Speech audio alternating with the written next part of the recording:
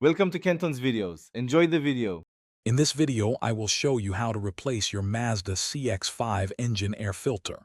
First, make sure your engine is completely cool to avoid any burns. You'll need a new air filter and a Phillips head screwdriver. Pop your hood and locate the large black air filter housing, usually on the passenger side. It's a straightforward process that can save you money and improve your car's performance. Let's get started with the first step.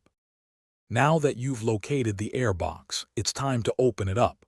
You'll see two metal clips on the front of the housing. Unclip these. Next, use your screwdriver to loosen the hose clamp connecting the intake tube to the airbox. Finally, gently disconnect the electrical connector for the mass airflow sensor. This will allow you to lift the top half of the airbox and access the filter inside. Take your time with these connections. With the airbox cover now loose, carefully lift it up and away from the lower half.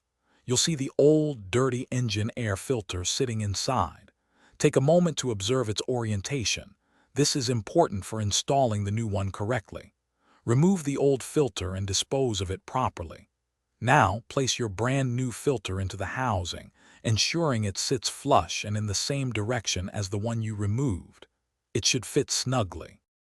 Almost done. Carefully lower the airbox cover back into place, making sure all the tabs align correctly.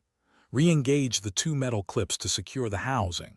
Don't forget to tighten the hose clamp on the intake tube and reconnect the mass airflow sensor wire until it clicks. Double-check all your connections to ensure everything is secure. Start your engine to confirm everything is working smoothly. For other great deals, including the Shark AI Ultra Robot Vacuum, check the link in the description below. You've successfully replaced your engine air filter. Thanks for watching. Consider subscribing if we helped you.